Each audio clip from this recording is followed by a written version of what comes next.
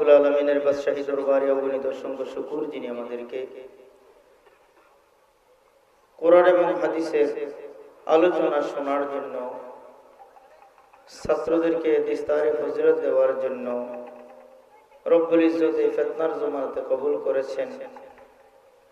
এখানে আমার ভাই আজকের সম্মানিত সভাপতি ভাইজান সহ আমরা সবাই যারা উপস্থিত হতে পেরেছি, কোটি কোটি শুকরিয়া আল্লাহর দরবারে যে আল্লাহ তাআলা এত বড় মুবারক মজলিসে যে আমাদেরকে উপস্থিত হওয়ার তৌফিক দান করেছেন, সেই জন্য শুকরান বলি আলহামদুলিল্লাহ। আজকে যাদেরকে দিস্তারে ফজিলত করা হইল, মাথায় পাগড়ি প্রদান করা হইল, এরা হাফেজে কোরআন। এদের মর্যাদা আল্লাহর কাছে যে কত বেশি কত বেশি কত বেশি একমাত্র আল্লাহই ভালো জানেন। এই বাচ্চারা তোমরা কথা বলো না, এই কথা বলো না, কেউ কথা বলো না। আমি তো জোরপূর্বক করে বসাইছি আমার কারণে এখন তো প্রধান বক্তা ওয়াজ করবে।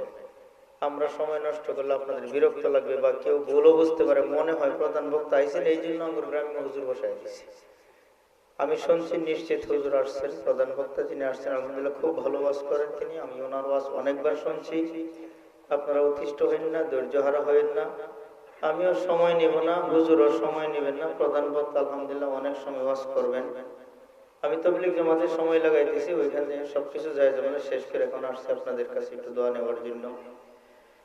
তো ভাইজান, আল্লাহ পাকের বহুত বড় ইহসান আর করুণা যে আল্লাহ তাআলা আমাদেরকে বড় মুবারক মজলিসে, বড় মুবারক মাহফিলে উপস্থিত হওয়ার